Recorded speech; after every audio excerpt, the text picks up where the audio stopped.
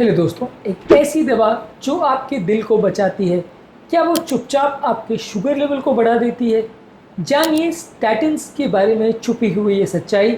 यदि आपके परिवार में या आप इस कोलेस्ट्रॉल को कम करने वाली दवा ले रहे हैं, तो ये जानिए कि ये स्टैटिन जो है आपके डायबिटीज़ लेवल को भी बढ़ा सकती है और जान बचाने के नाम पर ये जान लेने वाली एक भयंकर बीमारी से आपको परेशान भी कर सकती है। स्टैटिन्स आने के साथ लंबे समय में डायबिटीज़ होने का रिस्क बढ़ सकता है। आज इस एस्पेक्ट को डिस्कस करने का प्रयास करेंगे, किस तरह से स्टैटिन दवाइयाँ आपके डायबिटीज़ के रिस्क को बढ़ाती हैं और क्या इसके लिए हमें करना चाहिए, क्या वाकई में इसके लिए हमें स्टैटिन्स को लेना बंद कर देना चाहिए या नहीं। टॉपिक पर जाने से पहले जो लोग हमारे चैनल पर नए हैं उन्हें रिक्वेस्ट करूँगा चैनल को सब्सक्राइब करें, वीडियोज़ को लाइक करें, शेयर करें, फॉलो करें, कमेंट करें, पूरा देखें। टॉपिक के मिड पोर्शन में मैं आपको ट्रिविया सेक्शन में कुछ इंटरेस्टिंग बातें ऐसे बताऊँगा जो इस टॉपिक से रिलेटेड साइंटिफिक स्टडीज़ और हिस्टोरिकल फैक्ट्स पर आधारित होगी। ये ट्रिविया सेक्शन के पॉइंट्स आपको ज्ञान भी देंगे और हैरान भी करेंगे। और यदि आप टॉपिक के एंड तक मेरे साथ बने रहते हैं, जो कि मैं आप जैसे हेल्थ से एक्सपेक्ट करूँगा, तो आपको मिलेंगे बोनस में कुछ ऐसे प्रैक्टिकल टिप्स जो इससे टॉपिक से मिली इन्फॉर्मेशन को प्रैक्टिकल लाइफ में यूटिलाइज करने में आपकी मदद करेंगे। चलिए शुरू करते हैं मेरे साथ की हेल्थ का सफर। स्टैटिन्स डायबिटीज़ को कैसे बिगाड़ते हैं? स्टैटिन्स बॉडी में इंसुलिन रेजिस्टेंस कर देते हैं। इंसुलिन बेसिकली वो हार्मोन है जो शुगर को कंट्रोल करने के लिए उपयोग में आता है। जब बॉडी में स्टैटिन आता है तो ये इंसुलिन को बराबर काम नहीं करने देता है। इंसुलिन रेजिस्टेंस से मतलब ये है कि इंसुलिन या कोई भी हार्मोन काम करने के लिए उसका तरीका ये होता है कि वो किसी रिसेप्टर से जहाँ पे उसको काम करना है वहाँ पे जाके बाइंड हो जाता है। वहाँ पे रिसेप्टर पे जब वो अटैच होता है तो रिसेप्टर का एक अलग तरह का रिस्पॉन्स आता है, जिसकी वजह से रिसेप्टर में जो गेट लगाया होता है वो खुलता है और जो ग्लूकोज को बॉडी के या सेल के अंदर जाना होता है वो काम होता है। रिसेप्टर बेसिकली गेटकीपर का काम करता है, जो कि स्टैटिन्स आने पर सिग्नल लेकर काम करता है। जब बॉडी में स्टैटिन्स यानी कोलेस्ट्रॉल कम करने वाली सबसे कॉमन दवा रोजुवास्टैटिन, अटोरवास्टैटिन की दवा आती है, तो ये रिसेप्टर को कुछ हद तक लेस रिस्पॉन्सिव बना देती है, जिसकी वजह से इंसुलिन के प्रति वो रिसेप्टर उतना अच्छे से काम नहीं कर पाता जैसा उसे करना चाहिए। स्टैटिन लेने से लोगों का ओवरऑल विसरल फैट यानी ऑर्गन्स के अंदर होने वाला फैट भी कुछ हद तक बढ़ सकता है, जो कि आपकी इंसुलिन सेंसिटिविटी को कम कर सकता है। इसका मतलब यह है कि आपका पैनक्रियास जितना इंसुलिन बना रहा है वो शरीर के लिए काम नहीं कर पाएगा या कम काम कर पाएगा। इसके लिए बॉडी को और ज़्यादा इंसुलिन बनाना पड़ेगा, जिससे डायबिटीज़ होने का रिस्क बढ़ जाता है। इसके अलावा स्टैटिन्स आपके पैनक्रियाटिक बीटा सेल्स को काम करने भी नहीं देते या आपके पैनक्रियाटिक बीटा सेल्स के सिग्नलिंग सिस्टम के साथ इंटरफेयर करते हैं, जिसकी वजह से पैनक्रियास उतना अच्छे से इंसुलिन नहीं बना पाता है जितना कि उसको बनाना चाहिए, जिसकी वजह से बॉडी में इंसुलिन का रेजिस्टेंस क्रिएट हो जाता है। इसके अलावा स्टैटिन जो है GLUT4 रिसेप्टर, जो कि इंसुलिन डिपेंडेंट मसल में रिसेप्टर होता है, वो प्रॉपर काम करने नहीं देता है। GLUT4 रिसेप्टर का फंक्शन को कॉम्प्रोमाइज़ करते हैं स्टैटिन्स, जिसकी वजह से ब्लड शुगर लेवल्स एलिवेटेड रहते हैं और सेल्स के अंदर जो इस रिसेप्टर को काम करना चाहिए वो उतने अच्छे से काम नहीं कर पाता है। इसके अलावा स्टैटिन्स आपके जीन्स के एक्सप्रेशन और माइटोकॉन्ड्रिया के फंक्शन को भी कॉम्प्रोमाइज़ करते हैं, खासकर लिवर में और मसल सेल्स में, जिसकी वजह से सेल्स ग्लूकोज को उतने अच्छे से तरह से बर्न नहीं कर पाते हैं, फैट ज़्यादा स्टोर करते हैं और एनर्जी मेटाबॉलिज्म को जैसे हैंडल करना चाहिए वो नहीं कर पाते हैं। ये सभी कारणों से थोड़ा बहुत ग्लूकोज लेवल में वृद्धि और HbA1c लेवल्स में थोड़ी बहुत वृद्धि देखी जा सकती है। टॉपिक में इस एस्पेक्ट को आगे फर्दर डिस्कस करेंगे, लेकिन वहाँ तक जाने से पहले जैसा कि मैंने बोला था, ट्रिविया सेक्शन में इस टॉपिक संबंधित कुछ इंटरेस्टिंग फैक्ट्स आपको बताऊंगा जो कि आपको ज्ञान भी देंगे और हैरान भी करेंगे। तो आइए हमारे ट्रिविया सेक्शन में। जुपिटर ट्रायल ने 2008 में जो स्टडी की थी, जहाँ पे स्टैटिन्स का असेसमेंट किया गया था मीडियम रिस्क पेशेंट्स में, वहाँ पे पाया गया था कि इस तरह के लोगों में देखा गया था कि 27% तक टाइप 2 डायबिटीज़ के होने का रिस्क बढ़ा था।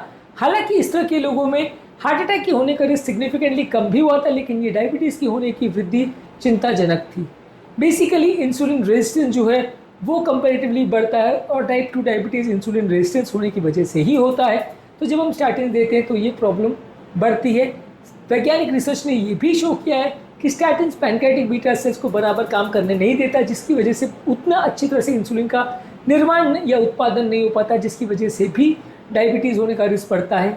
एक और मेटा एनालिसिस या विश्लेषण में पाया गया कि महिलाओं और बुजुर्गों में कंपैरेटिवली स्टैटिन से होने वाली डायबिटीज़ का रिस्क कंपैरेटिवली ज़्यादा होता है।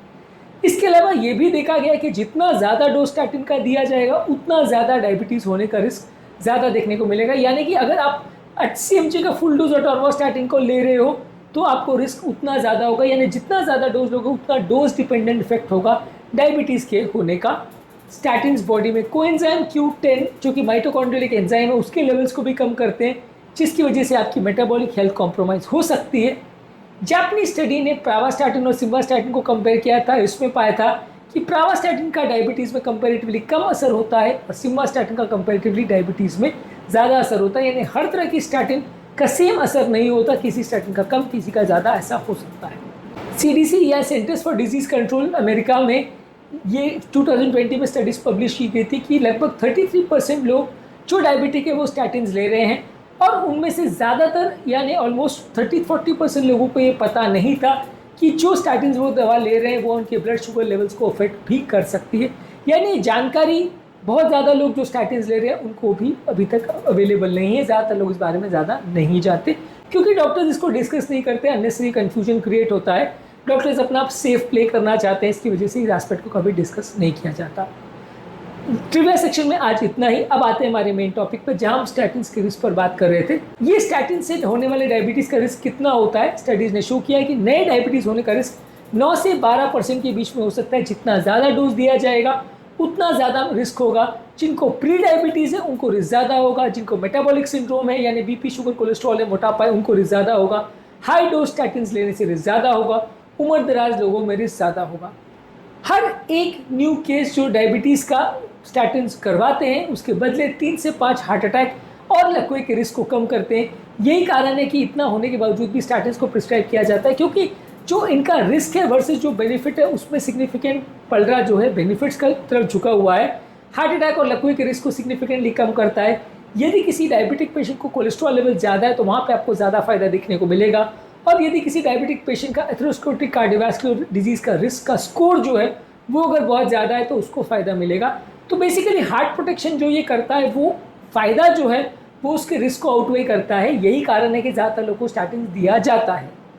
किस लोग की ज़्यादा मॉनिटरिंग करनी चाहिए? अगर किसी व्यक्ति को प्री डायबिटीज़ है, फैमिली हिस्ट्री डायबिटीज़ की, या जो व्यक्ति हाई डोज स्टैटिन ले रहा है उसकी ज़्यादा मॉनिटरिंग करने की आवश्यकता है। इस तरह के लोग की लाइफस्टाइल काउंसलिंग करनी पड़ेगी। यदि ज़रूरत हो तो प्रावास्टैटिन पर स्विच कर सकते हैं जिसमें कंपैरेटिवली सबसे कम रिस्क होता है, और इस तरह के लोग की आप रेगुलर डायबिटीज़ के लिए मॉनिटरिंग करते रहेंगे तो आपको फ़ायदा मिलेगा और स्टैटिन द्वारा डायबिटीज़ के बढ़ने के रिस्क कंपैरेटिवली कम हो जाएंगे। अब बात करते हैं क्या ये रिस्क या ग्लूकोज लेवल रिवर्सिबल है या ये डैमेज परमानेंट होता है। यदि आप स्टैटिन्स को कम कर देते तो ग्लूकोज लेवल्स नॉर्मलाइज हो जाता है ज़्यादातर लोगों में, लेकिन कंपैरेटिवली फिर से हार्ट अटैक और लकवे का रिस्क वापस से बढ़ जाएगा। तो ये आपको देख के ही डिसाइड करना पड़ता है कि आपको ग्लूकोज लेवल के लिए हिसाब से स्टैटिन को बंद करना है या कार्डियोवैस्कुलर रिस्क डिजीज़ को कम करने के हिसाब से स्टैटिन को चालू रखना। ये रिस्क बेनिफिट का एनालिसिस करके आपको डिसाइड करना पड़ता है। तो बेसिकली ये माना जाता है कि स्टैटिन इंसुलिन सेंसिटिविटी को और सिक्रीशन को अफेक्ट करता है। ये रिस्क सही है, रियल है, लेकिन क्योंकि बेनिफिट स्टैटिन से बहुत ज़्यादा होता है इसलिए ये रिस्क के अपेक्षा जो बेनिफिट है वो ज़्यादा है, इसलिए स्टैटिन को देना खासकर जहाँ पे कोलेस्ट्रॉल लेवल बहुत ज़्यादा है और हार्ट अटैक का रिस्क ज़्यादा है वहाँ ज़रूरी है। अब हम आ चुके हैं टॉपिक के एंड पे, और जैसा कि मैंने कहा था कुछ प्रैक्टिकल यूटिलिटी के पॉइंट्स बताऊंगा। यदि आप स्टैटिन्स ले रहे हैं तो रेगुलरली अपने ब्लड शुगर लेवल्स को चेक करते रहिए, क्योंकि डायबिटीज़ होने का रिस्क ज़्यादा होगा। यदि आप डायबिटीज़ का रिस्क पर हैं तो रेगुलर डाइट, एक्सरसाइज और वजन कंट्रोल पर फोकस करें, क्योंकि ये सारी चीज़ें मिल के साथ में डायबिटीज़ का रिस्क को बढ़ाती हैं। अपने डॉक्टर से ज़रूर पूछिए कि क्या इसके बदले कोई और दवा चल सकती है, क्या इसके कोई और ऑल्टरनेटिव्स हैं, और क्या इसको लेने से फ़ायदा या नुकसान में क्या फ़ायदा है, क्या नुकसान है। ये सारी चीज़ें अपने डॉक्टर के साथ ज़रूर डिस्कस करिए। यदि इसके कोई ऑल्टरनेटिव अवेलेबल है जैसे फिनोफिब्रिट्स, नायसिन, PCSK9 इनहिबिटर्स है, एज़ेटिविब, तो उनकी सलाह आप ले सकते हैं यदि आपको बॉर्डरलाइन डायबिटीज़ है कि उनसे लेने में फ़ायदा या नुकसान कितना है। और ओवरऑल इस बारे में एक पब्लिक अवेयरनेस लेना ज़रूरी है, जानना ज़रूरी है। ब्लाइंडली खाली स्टैटिन्स को लेते रहना अच्छी बात नहीं है, इससे कुछ नुकसान भी हो सकते हैं। इस जानकारी को जानना और समझना ज़रूरी है। अब जब आपको स्टैटिन्स की सच्चाई पता चल गई है तो अपने परिवार और दोस्तों तक इस सच्चाई को ज़रूर पहुँचाएं। इलाज की राह पर चलना ज़रूरी है, पर सही जानकारी का होना आपको कई तरह की प्रॉब्लम से बचा सकता है। यदि आप स्टैटिन्स ले रहे हैं तो अपने शुगर को ज़रूर चेक करें आज ही। टॉपिक एंड करने से पहले जो लोग हमारे चैनल पर नए हैं उन्हें रिक्वेस्ट करूँगा कि चैनल को सब्सक्राइब करें, वीडियोस को लाइक करें, शेयर करें, फॉलो करें, कमेंट करें, पूरा देखें। और इस टॉपिक संबंधित यदि आपके कोई कमेंट्स हैं या ये टॉपिक की जानकारी आपके लिए नई थी तो कमेंट सेक्शन में लिख के हमें ज़रूर बताएं। आपके कमेंट्स का हमें इंतज़ार रहेगा।